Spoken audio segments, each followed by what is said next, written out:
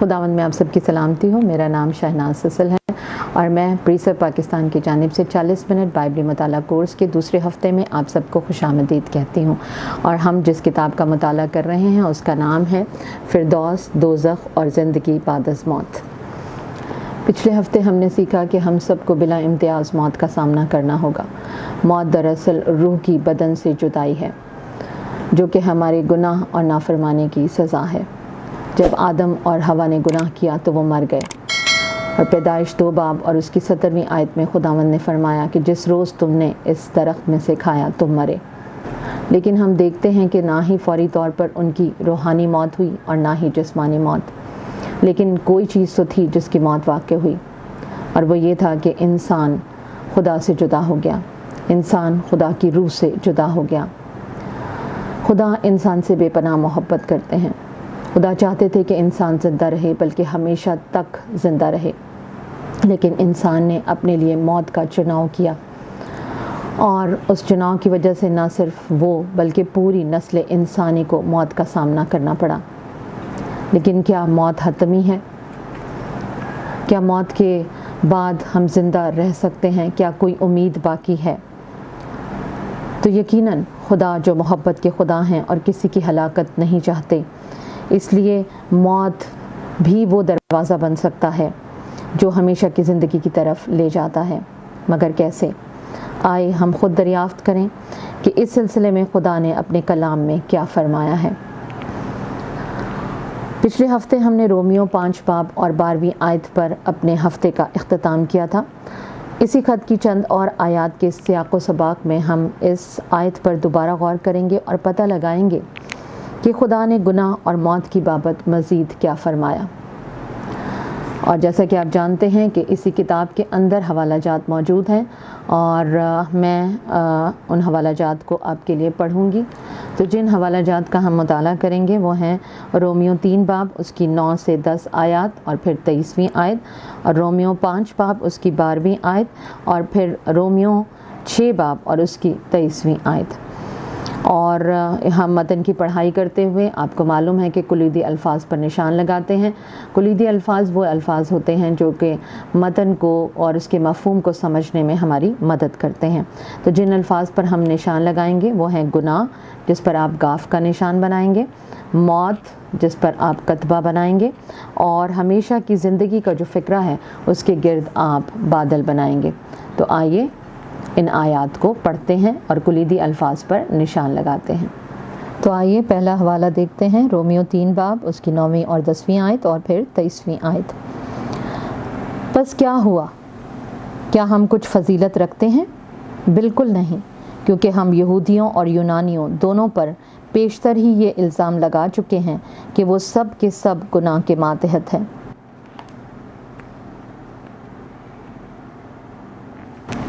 چنانچہ لکھا ہے کہ کوئی راست باز نہیں، ایک بھی نہیں، اس لیے کہ سب نے گناہ کیا اور خدا کے جلال سے محروم ہیں۔ دوسرا حوالہ رومیو 5 باب اور اس کی 12ویں آیت۔ پس جس طرح ایک آدمی کے سبب سے گناہ دنیا میں آیا، اور گناہ کے سبب سے موت آئی،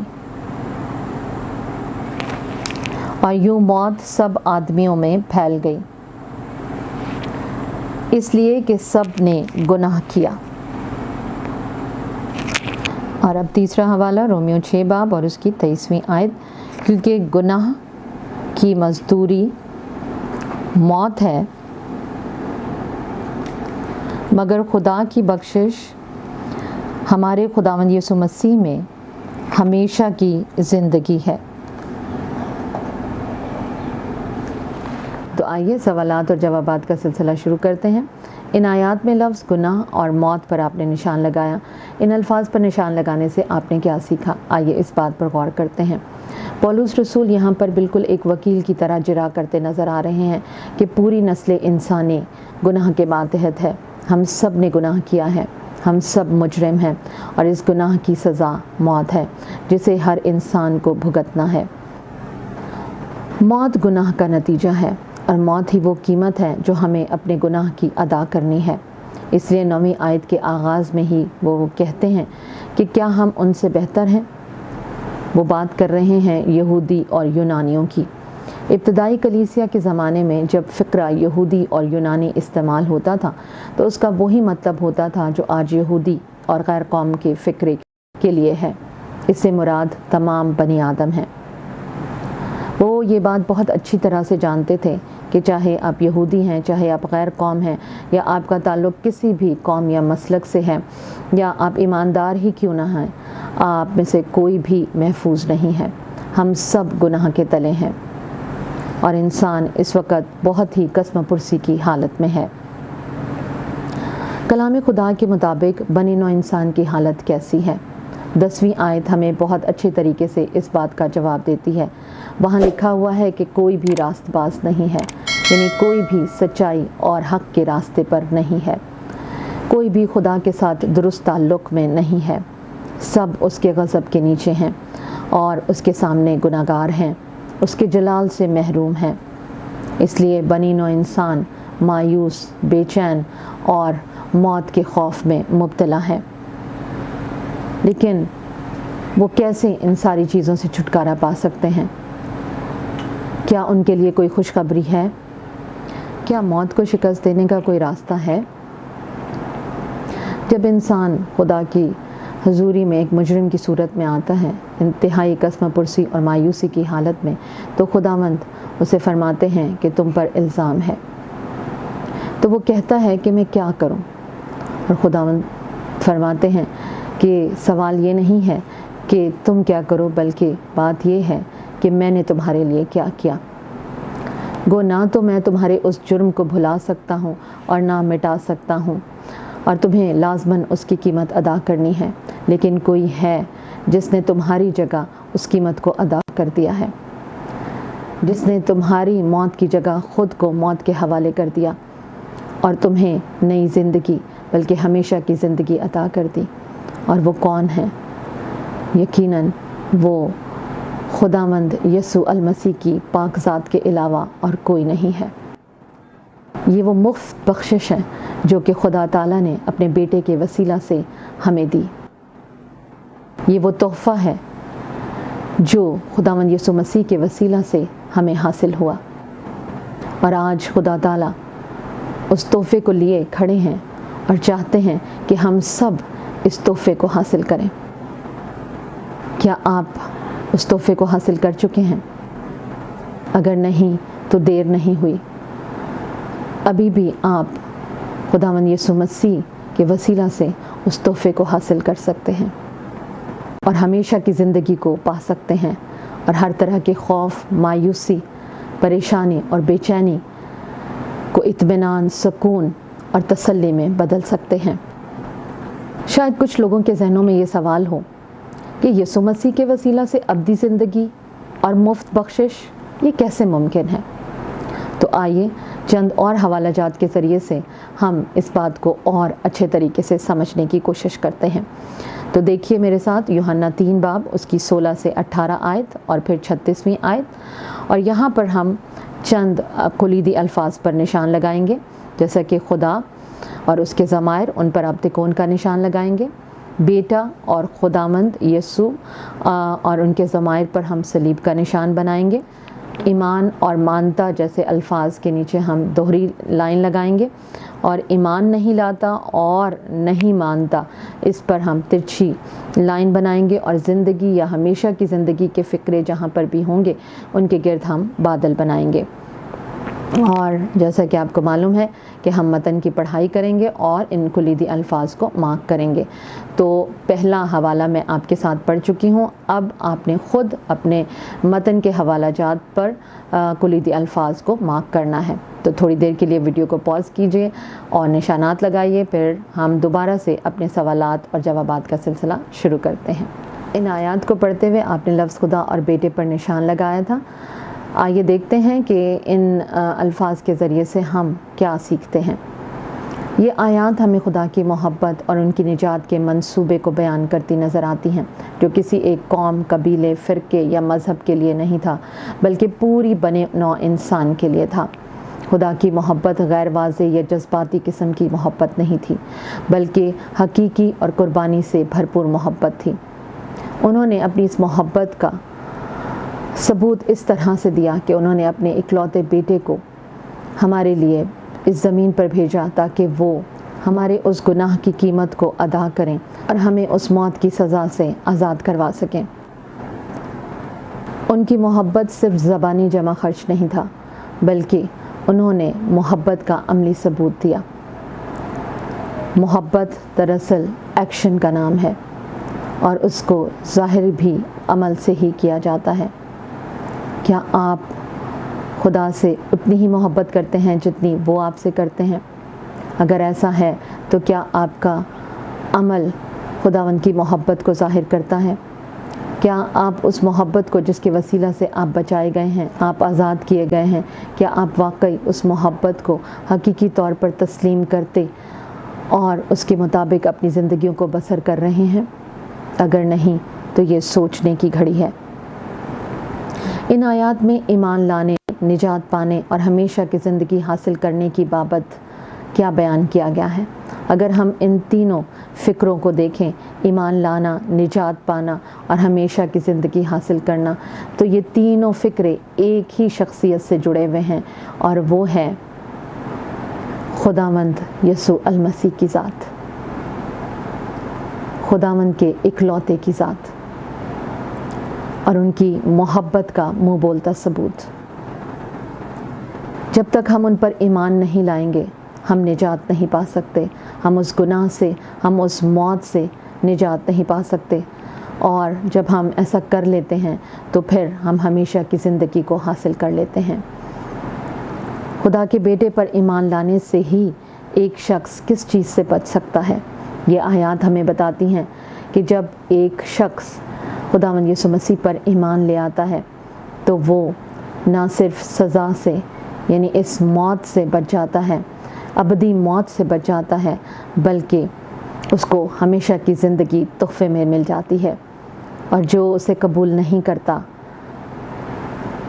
وہ ہمیشہ کی زندگی کو کھو دیتا ہے اور ابدی موت کا شکار ہو جاتا ہے۔ تو چوائس آپ کی ہے، چناؤ آپ کا ہے کہ آپ خداوند کے بیٹے کو تسلیم کرتے ہیں یا نہیں۔ کیا آپ ان کی اس نجات کے منصوبے کو قبول کرتے ہیں یا نہیں؟ اگر آپ ایسا نہیں کرتے تو پھر اس کے نتائج بہت خطرناک ہیں۔ اسی باب کی 18ویں آیت سے ہم ایمان کے بارے میں کیا سیکھتے ہیں؟ ایمان دراصل ہے کیا؟ اگر کوئی شخص بہت تیزی سے اور دور سے بھاگتا ہوا چلا آ رہا ہے اور اس کے جسم کے اندر جان نہیں ہے، طاقت نہیں ہے، اور وہ اپنے گھر میں ہانپتا کانپتا نڈھال داخل ہوتا ہے اور اسے سامنے ہی کاؤچ یا صوفہ یا شاید اس کا بستر نظر آتا ہے اور وہ اس پر ڈھہ جاتا ہے، یعنی وہ مکمل طور پر اپنے آپ کو اس جگہ پر یعنی اس کاؤچ یا اس صوفے پر یا اس بستر پر جو ہے وہ اپنے بوجھ کو، اپنے آپ کو اس پر لاد دیتا ہے۔ ایمان بھی بالکل کچھ اسی طرح سے ہے، اور جب آپ کہتے ہیں کہ آپ خداوند یسوع مسیح پر ایمان رکھتے ہیں تو اس کا مطلب یہ ہے کہ آپ مکمل طور پر اس پر بھروسہ رکھتے ہیں، آپ مکمل طور پر اس کے ڈیپینڈنٹ ہو جاتے ہیں اور آپ اس کی مرضی کے تابع ہو جاتے ہیں، اور جو کچھ وہ آپ سے کہتا ہے اور جو سچائی وہ آپ سے بیان کرتے ہیں آپ اسے من و عن قبول کر لیتے ہیں۔ آپ روحانی طور پر، جسمانی طور پر، جذباتی طور پر، ذہنی طور پر، ہر لحاظ سے اپنے آپ کو مکمل طور پر ان کی مرضی اور ان کے بھروسے کے اوپر گزارنا شروع کر دیتے ہیں، اور آپ یہ جان لیتے ہیں کہ وہ کون ہیں، وہ کیوں اس زمین پر آئے، وہ کیوں مجسم ہوئے، اور ان کا مرنا، ان کا جی اٹھنا اور ہمارے لیے گناہوں کی قیمت ادا کرنا، یہ سب آپ اس پر بھروسہ کرتے ہیں، اس پر ایمان رکھتے ہیں اور اسی کے مطابق جیتے ہیں۔ ایمان دراصل ایک فعل حال ہے، یعنی یہ ایک مسلسل عمل ہے، یہ ایک ایکشن ہے جو آپ ساری زندگی کرنا جاری رکھتے ہیں، یعنی ایمان مسلسل عمل کا نام ہے۔ جب آپ خداوند پر ایمان رکھتے ہیں تو یہ عمل آپ کی تا زندگی جاری رہتا ہے۔ یسوع کیسے خدا کے اکلوتے بیٹے بنے، یہ جاننا ہمارے لیے کیوں اہم ہے۔ جب ہم لفظ اکلوتے پر غور کرتے ہیں تو اس سے مراد ہے ون اینڈ اونلی، یونیک۔ اور خداوند کی یونیکنس کے بارے میں بے شمار حوالہ جات اور بے شمار آیات آپ کو کلام مقدس میں مل جائیں گی۔ سب سے پہلے تو ہم ان کی پیدائش ہی پر بات کریں تو ان کی پیدائش ہی دراصل ان کے یونیک ہونے کی علامت کو ظاہر کرتی ہے۔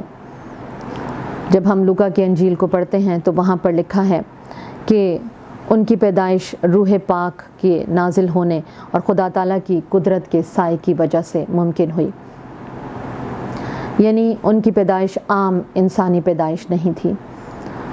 اور اس کے بعد ہم دیکھتے ہیں کہ ان کا نام جو رکھا گیا، اس نام کا بھی ایک خاص مطلب تھا، اور وہ یہ تھا کہ ان کا نام یسوع اس لیے رکھا گیا تاکہ وہ اپنے لوگوں کو ان کے گناہوں سے نجات دیں، اور انہوں نے ایسا ہی کیا۔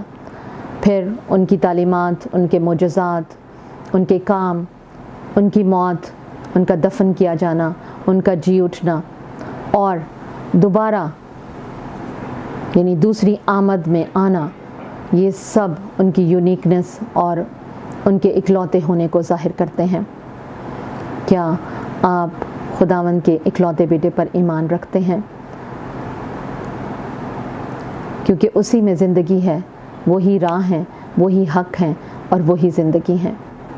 اور اگر اب تک آپ اس خوشخبری سے انجان ہیں تو یقیناً آپ کے پاس وقت ہے کہ آپ اس خوشخبری کو نہ صرف خود سیکھیں بلکہ دوسروں کو سکھانے والے بھی بنیں۔ جب ہم یسوع مسیح کی پیدائش کو دیکھتے ہیں تو ہمیں پتہ چلتا ہے کہ وہ ہستی ہیں جو کہ بغیر گناہ کے پیدا ہوئیں، اور بائبل ہمیں بتاتی ہے کہ اگرچہ وہ سب باتوں میں ہماری طرح آزمائے گئے تو بھی بے گناہ رہے۔ خداوند نے ہمیشہ صرف وہی کیا جس میں ان کے خدا باپ کی خوشنودی تھی، اس لیے وہ آسمان کو چھوڑ کر اس زمین پر آئے اور ہماری طرح انسان بنے۔ انہوں نے ایسا کیوں کیا؟ آئیے کلام خدا سے اس بات کا جواب دیکھتے ہیں۔ میرے ساتھ کھولیے گا عبرانیوں 2 باب اس کی 9ویں آیت اور پھر 14ویں اور 15ویں آیت، اور اس کے ساتھ ہی دوسرا کرنتھیوں 5 باب اور اس کی 21ویں آیت۔ اور جن کلیدی الفاظ پر ہم نشان لگائیں گے ان میں خداوند یسوع اور ان کے جتنے بھی ضمائر ہیں ان پر ہم صلیب کا نشان بنائیں گے، اور آدمی اور اس سے متعلق جتنے بھی ضمائر ہیں ان کے نیچے ہم لکیر لگائیں گے، اور موت کے ہر حوالہ پر ہم کتبہ کا نشان بنائیں گے، اور ابلیس کے ہر لفظ پر ہم 2 شاخہ یا ترشول جو ہے وہ بنائیں گے۔ تو آپ کو معلوم ہے کہ آپ کو ویڈیو کو پاز کرنا ہے، اور پاز کرنے کے بعد متن پر نشان لگانے ہیں، اور پھر ہم سوال و جواب کا سلسلہ شروع کرتے ہیں۔ تو آئیے سوال و جواب سے آغاز کرتے ہیں۔ خداوند یسوع اور آدمی کے الفاظ پر نشان لگانے سے ہم نے کیا سیکھا؟ تو جب ہم ان آیات پر غور کرتے ہیں تو ہم یہ دیکھتے ہیں کہ خداوند کا مقصد انسانوں کو زندگی دینا تھا، اور اس مقصد کے لیے انہیں انسانی جسم لینا ضرور تھا، اس لیے انہوں نے جسم لیا۔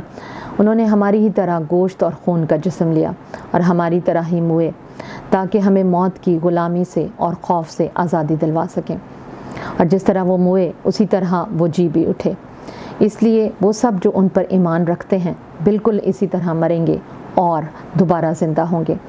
اور اگر آپ ان پر ایمان رکھتے ہیں تو یہ یقین رکھیے کہ آپ بھی دوبارہ زندہ ہوں گے اور زندگی کو پائیں گے۔ تو پھر رات کو سوتے وقت یہ سوچ کر خوفزدہ نہ ہوں کہ پتہ نہیں صبح میں اٹھ پاؤں گا یا نہیں، کیا یہ کہیں میری آخری رات نہ ہو، کیونکہ اگر یہ آپ کی آخری رات بھی ہوگی تو ایک نئی صبح اور ایک نئی زندگی جو کہ ہمیشہ کی زندگی ہے وہ آپ کی منتظر ہوگی۔ موت اور ابلیس پر نشان لگانے سے آپ نے کیا سیکھا؟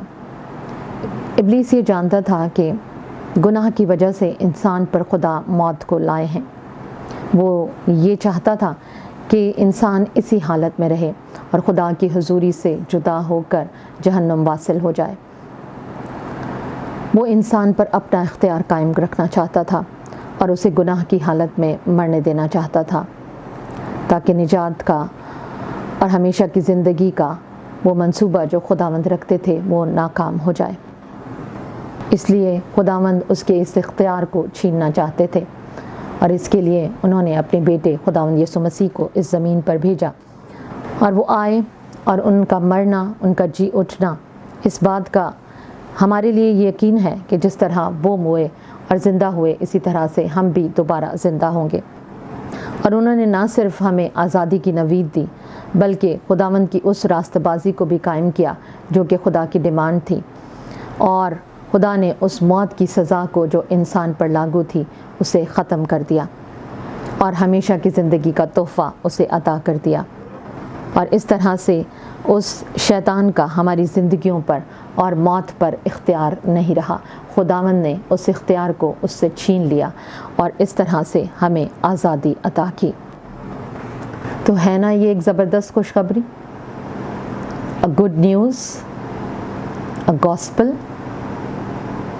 تو یہی ہے وہ خوشخبری، یعنی گاسپل، انجیل۔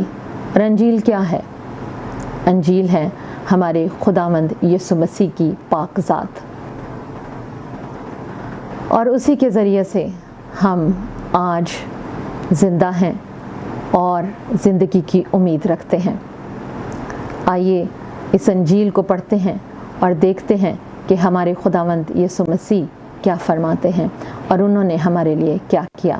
تو ہم جن حوالہ جات پر غور کریں گے وہ ہے پہلا کرنتھیوں 15 باب اور اس کی پہلی 7 آیات، اور پھر پہلا یوحنا اس کا 2 باب اور اس کی 2 آیت۔ اور جن کلیدی الفاظ پر ہم نشان لگائیں گے ان میں سے ایک ہے خوشخبری، جس پر آپ ٹک کا نشان لگائیں گے، اور پھر تیسری آیت کو شروع کرتے ہوئے کہ اور کا لفظ ہے جس کے گرد آپ دائرہ بنائیں گے، اور پھر خداوند کے ہر حوالے پر آپ صلیب کا نشان بنائیں گے۔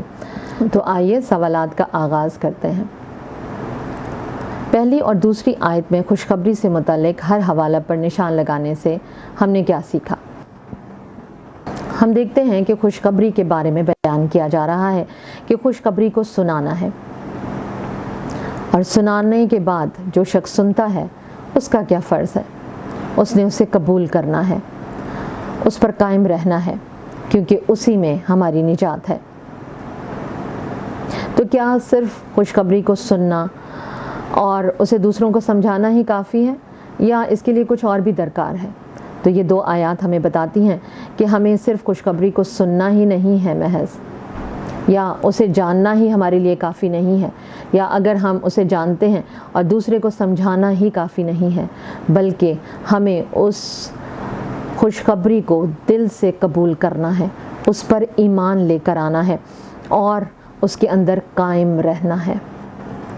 قائم رہنا ایک مسلسل عمل ہے، یعنی ہمیں ہر روز اس ایمان کے اندر اپنے آپ کو مضبوط کرنا ہے، اس کے اندر قائم رہنا ہے اور اسی کے مطابق اپنی زندگی کو گزارنا ہے۔ یہاں پر ہم ایک اور بات دیکھتے ہیں کہ بے فائدہ ایمان کی بات کی گئی ہے۔ تو یہ بے فائدہ ایمان کیا ہے؟ بے فائدہ ایمان وہ ہے جو کہ عمل سے ظاہر نہیں ہوتا، یعنی آپ جانتے تو ہیں، آپ نے سنا بھی ہے، لیکن آپ نے اسے قبول نہیں کیا، آپ اس کے اندر قائم نہیں ہیں، اور آپ کے کاموں سے، آپ کے اعمال سے وہ نظر نہیں آ رہا، تو پھر ایسا ایمان بے فائدہ ہے۔ بے شمار لوگ کہتے ہیں کہ ہم خداوند یسوع مسیح پر ایمان رکھتے ہیں، ہم ان کی قربانی کو بھی جانتے ہیں، ہم ان کی اس قربانی پر بھی ایمان رکھتے ہیں، لیکن اس کے باوجود ان کی زندگیوں میں مسیح اور ان کی اس قربانی کا کوئی بھی عمل دخل نظر نہیں آتا۔ گزرے کچھ ہفتوں پہلے ہم نے عید قیامت المسیح منائی، ہر کلیسیا میں، ہر جگہ پر خداوند کی اس قربانی کو بار بار دہرایا گیا۔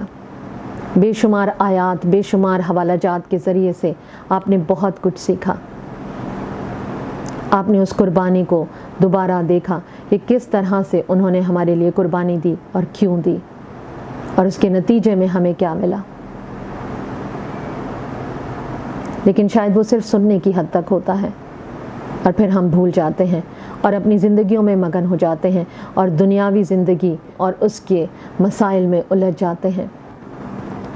لیکن خداوند یسوع مسیح کی اس قربانی کو یاد رکھنا اور اس محبت کو یاد رکھنا ہمارے لیے بہت اہم ہے، کیونکہ یہی ہمارے ایمان اور ہمارا بنیادی عقیدہ ہے، اور اس کو جاننا اور سمجھنا اور اس پر یقین رکھنا اور اس کے مطابق زندگی گزارنا ہمارے لیے بہت ضروری ہے کہ وہ ہمارے لیے موئے۔ اب ہمیں مرنے کی ضرورت نہیں ہے، انہوں نے ہماری قیمت ادا کر دی ہے اور ہمیں موت سے چھٹکارا دے کر ابدی زندگی میں داخل کر دیا ہے۔ اب ہمارے پاس زندگی کی امید ہے، اور اس سے بڑی خوشخبری شاید آج کوئی بھی نہیں ہے، اور یہ وہ خوشخبری ہے جو خداوند یسوع مسیح ہے۔ تو ہمارا ایمان کیا ہے؟ ہمارے ایمان کی بنیاد کیا ہے؟ ہمارے ایمان کی بنیاد یہ ہے جو ہمیں صحائف بتاتے ہیں، اور یہ آیات بھی بتاتی ہیں کہ خداوند یسوع مسیح خدا تعالیٰ کے اکلوتے بیٹے ہیں جنہیں زمین پر بھیجا گیا، وہ مجسم ہوئے اور اس زمین پر رہے، اور صحائف کے مطابق انہوں نے ہمارے گناہوں کے لیے جان دی۔ ان کا دفنایا جانا ان کی موت کا ثبوت ہے، اور ان کا مردوں میں سے جی اٹھنا اور مختلف مواقع پر لوگوں کو دکھائی دینا ان کے جی اٹھنے کا ثبوت ہے۔ یسوع مسیح کی موت کے ساتھ ساتھ ان کا جسمانی طور پر جی اٹھنا اور ہمارے سب گناہوں کی معافی اس بات کی ضامن ہے کہ اس خوشخبری پر ایمان رکھنے اور اسے مضبوطی سے تھامے رکھنے والے سب لوگ دوبارہ زندہ ہوں گے، وہ جی اٹھیں گے۔ تو یہ ہے خوشخبری، یہ ہے ہمارا عقیدہ، اور یہ ہے ہمارے ایمان کی بنیاد۔ کیا آپ واقعی اس عقیدے پر ایمان رکھتے ہیں؟ کیا آپ اس عقیدے کو اپنی زندگیوں سے ظاہر کرتے ہیں؟ کیا یہ عقیدہ آپ کی زندگیوں میں تبدیلی لے کر آیا؟ کیا آپ نے اس عقیدے کو اپنے بچوں کے ساتھ شیئر کیا؟ کیا ان کو اس عقیدے اور اس ایمان کی بنیاد میں قائم کیا، تاکہ جب وہ اس دنیا میں نکلیں تو وہ اس دنیا کا مقابلہ کر سکیں اور آسانی سے آزمائشوں کا شکار نہ ہوں؟ اگر نہیں تو جلدی کیجیے، وقت ابھی آپ کے ہاتھ میں ہے۔ اس خوشخبری کو قبول کیجیے، اس خوشخبری کو دوسروں تک پہنچائیے۔ جب ہم یہ دیکھتے ہیں کہ یسوع مسیح موئے اور جی اٹھے، تو پھر بنی نوع انسان کے گناہوں کے کفارے کے لیے یہ کافی تھا؟ اور اس کا جواب ہمیں پہلا یوحنا 2 باب اور اس کی 2 آیت سے ملتا ہے۔ جب ہم لفظ کفارے کے بارے میں بات کرتے ہیں تو اس کا مطلب ہے مطمئن کرنا۔ خداوند کی موت نے خدا تعالیٰ کے تقدس کو مطمئن کر دیا، اسی لیے خدا اب تمام بنی نوع انسان کے گناہوں کو معاف کر سکتے ہیں۔ لیکن یہ کفارہ صرف انہی کے کام آتا ہے۔ دوبارہ سن لیجئے، جی ہاں، یہ کفارہ صرف انہی کے کام آتا ہے جو اسے قبول کرتے ہیں، جو اس خوشخبری پر ایمان رکھتے ہیں کہ خداوند یسوع مسیح نے ہمارے گناہوں کی خاطر جان دی اور اپنے قدوس باپ کی راستی کو مطمئن کر کے ہمیشہ زندہ رہنے کے لیے مردوں میں سے جی اٹھے اور گناہوں کی مزدوری ادا کر کے موت پر فتح پائی۔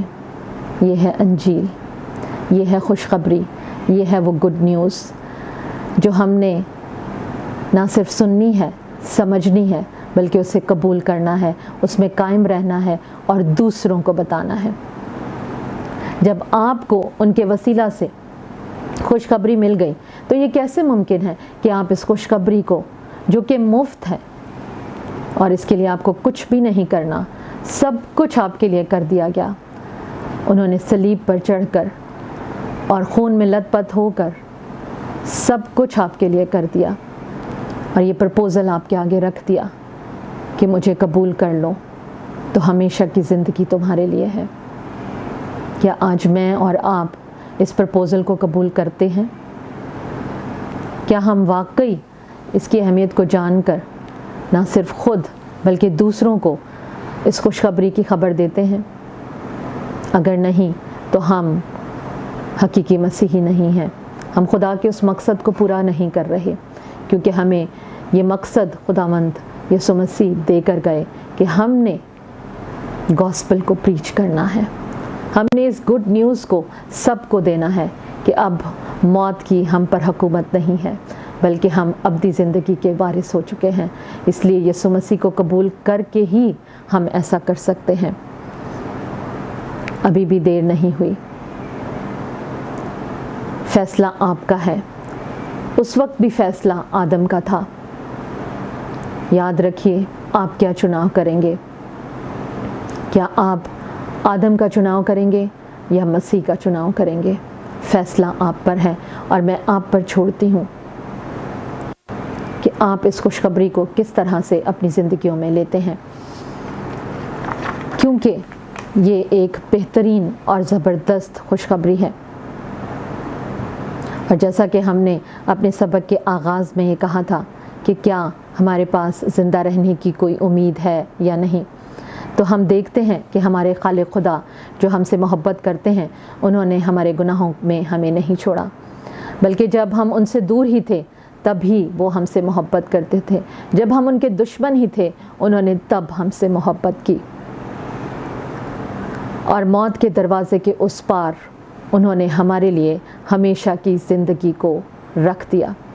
اور جو ایمان رکھتے ہیں کہ یسوع ہی خدا کے بیٹے ہیں، جو گناہ سے پاک ہیں اور جنہوں نے ہمارے گناہوں کی پوری قیمت ادا کر دی ہے اور اس طرح سے شیطان کے اختیار کو پست کر دیا ہے، وہ اس موت کے دروازے کے پار اس ہمیشہ کی زندگی کو حاصل کر سکتے ہیں۔ اور وہ گواہی یہی ہے کہ خدا نے ہمیں ہمیشہ کی زندگی بخشی، اور یہ زندگی ان کے بیٹے میں ہے، اور جس کے پاس بیٹا ہے اس کے پاس زندگی ہے، اور جس کے پاس بیٹا نہیں ہے اس کے پاس زندگی بھی نہیں ہے۔ تو چناؤ آپ کا ہے کہ آپ اپنے لیے ابدی زندگی کو چنتے ہیں یا ابدی موت کو۔ اگلے ہفتے پھر آپ سے ملاقات ہوگی ایک نئے عنوان کے ساتھ، اور وہ عنوان یہ ہے کہ ہم قیامت کے بارے میں سیکھیں گے۔ آج ہم یہیں پر اپنے سبق کا اختتام کرتے ہیں۔ اگلے ہفتے آپ سے دوبارہ ملاقات ہوگی اور ہم قیامت کے بارے میں سیکھیں گے۔ ہمارے چینل کو لائک کرنا، سبسکرائب کرنا اور اس ویڈیو کو شیئر کرنا مت بھولیے گا، تاکہ خوشخبری کے اس پیغام کو عام کیا جا سکے اور خداوند کے اس ارشاد اعظم کو پورا کیا جا سکے جس کے لیے انہوں نے ہم سب کو چنا ہے۔ تو اگلے ہفتے تک کے لیے اجازت، خدا حافظ۔